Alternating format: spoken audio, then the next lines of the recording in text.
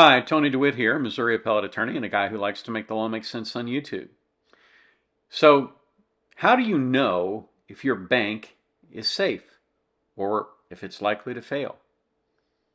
I'll tell you how in just a moment.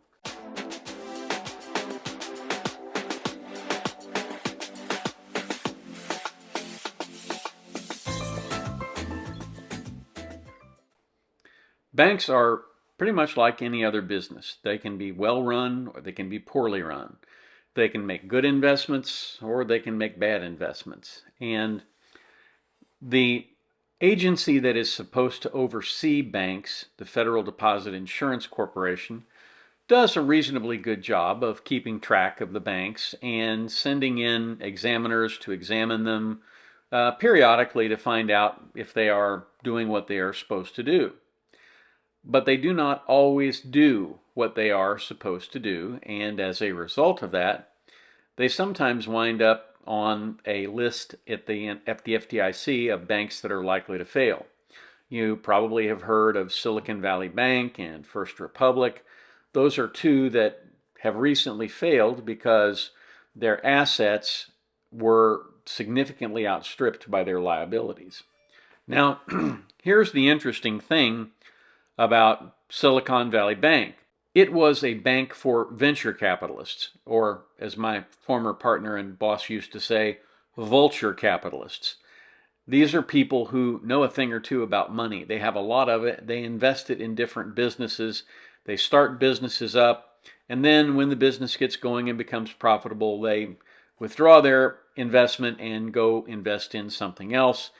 They tend to act very much like vultures. They feast on the new hot properties and as a result tend to make a killing if they invest wisely. So you would think that a bunch of venture capitalists who know a thing or two about money would have been paying closer attention to the goings-on at Silicon Valley Bank. Now, a lot of other commentators have done a lot of work on this and talked about some of the things they felt were wrong with the bank in terms of how it allocated its assets, how it managed its personnel. But the bottom line is they made a couple of bad investments, and that's all it took to bring them down. So my question at the beginning here is, how do you know whether your bank is going to fail or not? Now, years ago, my mother and father's generation, everybody knew the bankers. There was usually only one or two banks in town. None of them were, allied with multinational corporations all over the country. Most of them were just hometown mom and pop banks where, people lent money. It was very much like It's a Wonderful Life. The bank was sort of the heart of the community and invested its money back into the community. But that has changed greatly in the last 20 years or so. There are now a lot of banks that are aiming to get the residential business, the business of the consumers, almost more than they want the business of the commercial ventures. Although they are certainly more than willing to help finance commercial ventures when those ventures have a good chance of making a profit. But the decision making at those banks has now gone higher than usually the local level. Your branch manager might be able to open an account for you, but he's not going to be able to waive any fees or anything like that for you. He's going to have to clear that with his boss, which is probably at a bigger, different bank. And eventually, when you get high enough up in the corporation, you find people who actually have decision-making authority, and those are the people who are running the operation. So, how is a bank evaluated? There's one really good website called Weiss Ratings. It's WEISSRATINGS.com. And Weiss Ratings will go and evaluate banks all over the country based on publicly available information about their holdings. And on the basis of the investigation, the numbers and how those numbers add up, and of course this assumes that the numbers that are being reported to the FDIC and other regulators are accurate, they give them a letter grade between A and F. This letter grade reflects their view as to the solvency of the bank, and they make it on the basis of certain numbers. Now, let's first go and check out a bank that has an A rating so you can kind of see what they look at and how they rate particular banks. This bank is Central Bancshares of Kansas City. It's the bank actually that I used to do business with when I was in Jefferson City. So this is the Weiss ratings page for Central Bank of Kansas City, and you can see sort of the financial report card as of December of last year up here at the top. You have a risk-based capital ratio, a leverage ratio, and a return on assets. The total number of assets, the capital in the bank, and the total deposits, as well as the net income.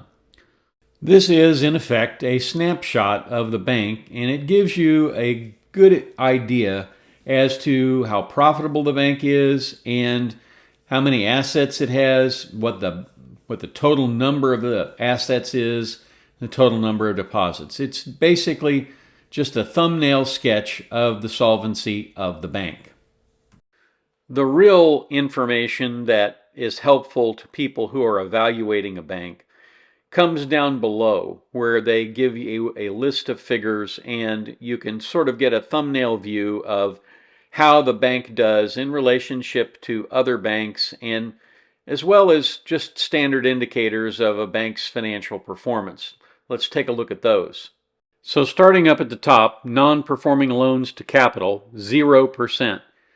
So if you had non-performing loans here, say a couple of people owed the bank $1 million and couldn't pay those loans back, then the non-performing loans to capital ratio would be higher than 0%.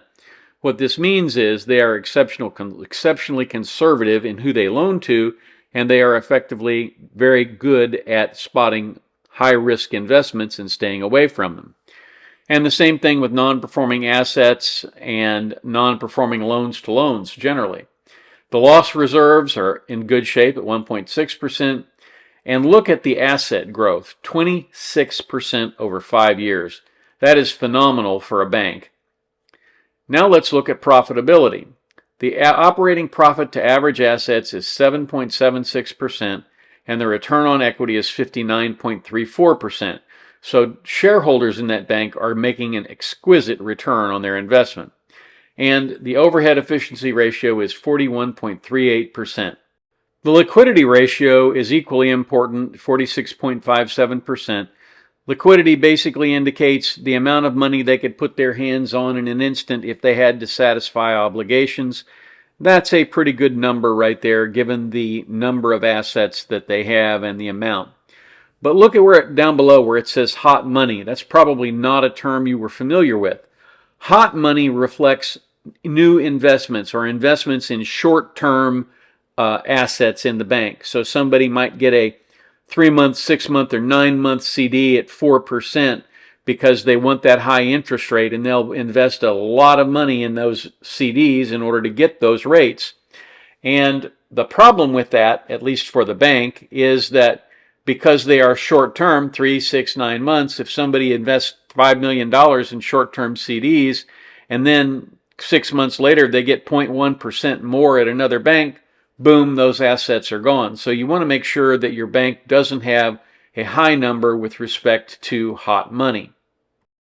Now let's look at another bank, a bank called Metro City Bank, which is a Georgia bank. By way of full disclosure, I have to say I've had a negative interaction with Metro City Bank. Metro City Bank had a CD of mine, and on their form it said I had 10 days to come and renew my CD or move the money. And so when I got there on the 8th day, the bank said, oh, no, we didn't mean calendar days. We meant banking days, and today's Saturday, so you can't get your money.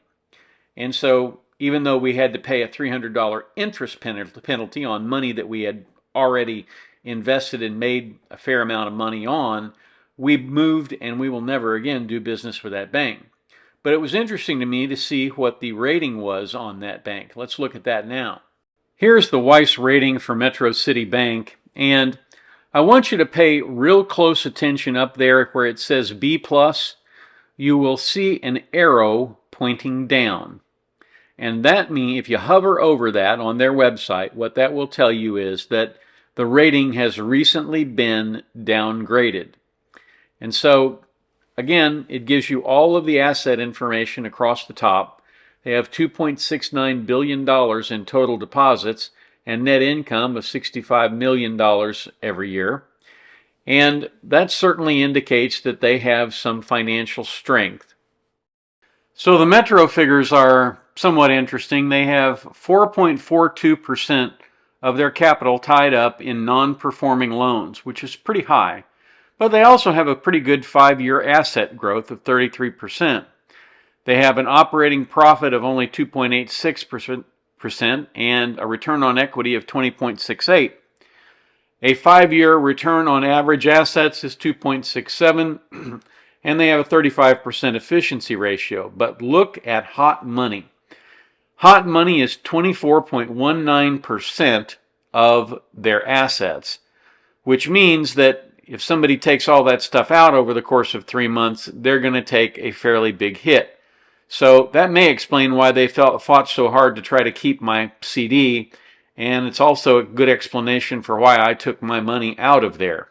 I've shown you an A bank and a B bank, and now I want to show you a C bank so you can take a little bit better analysis of what it looks like when a bank seems to be, shall we say, below the mean, not performing at a level that would be suitable for a large bank. And let's take a look at this one together. Now, Weiss gives First Hope Bank a C grade, and their risk-based capital ratio is 14.06. They have $621 million in total deposits and $46 million in capital, with a net income of $3.26 million. And if you look at the asset quality, they have non-performing loans. They have an asset growth over 5 years of only 6% and negative 4% over 1 year. They have an operating profit to average assets is 0.58%, which is really not good.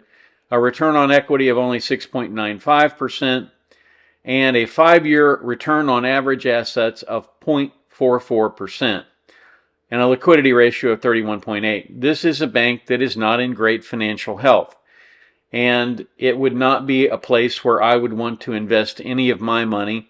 Certainly not anything above $250,000, because once you get there, the FDIC loses interest in securing your funds. Now, you may be aware that when you go into a bank to open up a checking account, a CD, a savings account, pretty much any account with a bank, not only are they going to pull all of your financial information for the government, they're also going to run you through a credit check service because they want to know whether or not you're going to write a bunch of bad checks and skip out. And so they put you through the grind. They want to look at, whether or not you're going to be a good customer. And if you're not going to be a good customer, if you stiffed other banks, then you're probably not going to get the account with them. But let's look at, strike that. Why do I tell you this? I tell you this because just as they investigate you, you should investigate your bank. You should keep your finger on the pulse of that bank so that you know that your money and your assets are taken care of. And you know that if you needed them for whatever reason, you could get to them. That's really important, particularly when it looks like we may be coming into a recession. So do your due diligence. Look at your bank. Investigate whether or not, are there rumors in the community about it being sold, that sort of thing. Do they have a great deal of staff turnover? Usually staff turnover in a bank indicates bad management, and bad management usually indicates bad investments. So again, you want to keep an eye on that. Even though you're probably not J. Paul Getty, depositing gazillions of dollars with the bank, what you put in there is yours and you want to keep it. So it's a good idea to, like I said, keep your finger on the pulse of that bank and make sure that they are still going to be around to give you your money back when you need it. That's all I have for you today. Again, these are the kind of things that come up in my mind in the middle of the night to talk about. I hope they are as interesting to you as they are to me. Sometimes I find out things and put things together like this just because I think they will be helpful to somebody out there who might be having some difficulty with their finances. So please bear with me. If this isn't your cup of tea, I can assure you we'll get back to the law shortly. Thank you again for watching. If you have the opportunity today, do something kind for someone, and I will catch you at the beach next time.